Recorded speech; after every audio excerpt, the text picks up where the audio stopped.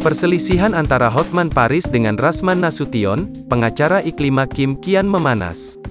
Kali ini, Hotman Paris mengungkit masalah hukum yang pernah menjerat Rasman. Hotman Paris membongkar aib Rasman Nasution yang ternyata pernah dipenjara di Rutan Cipinang karena kasus penganiayaan. Gawat-gawat lagi viral berita artikel ternyata katanya itu oknum pengacara pernah ditahan di Rutan Cipinang, ujar Hotman Paris dikutip Minggu, tanggal 5 Juni tahun 2022. Rasman Arif Nasution, kuasa hukum dari Iklima Kim, disindir keras oleh pengacara Hotman Paris. Rasman disebut Hotman pernah mendekam di rumah tahanan, Rutan Cipinang. Pengacara dari Iklima Kim yakni Rasman Arif Nasution sedang menjadi sorotan halayak ramai. Pasalnya, Rasman Arif Nasution disebut pernah mendekam di Rutan Cipinang.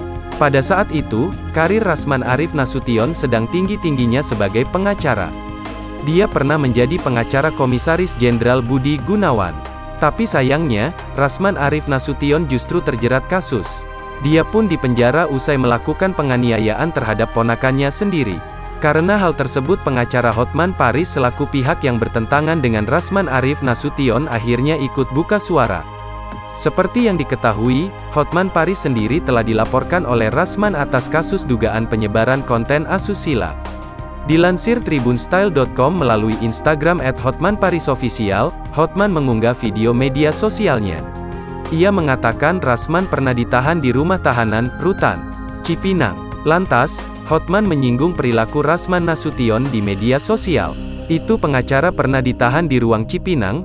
Haduh, dunia pengacara Indonesia ini berani tampil di medsos dengan seolah-olah manusia yang sangat bersih, ternyata sudah pernah menjadi penghuni Rutan Cipinang. Kalau enggak percaya coba klik artikel terkait Rasman, lanjut Hotman.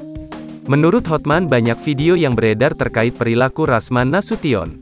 Belum lagi banyak video-video dari berbagai warga tentang keluhan atas kelakuan itu oknum, ujar Hotman. Lebih lanjut, Hotman menyenggol Dewan Kehormatan Organisasi Advokat untuk menindaklanjuti perbuatan Rasman.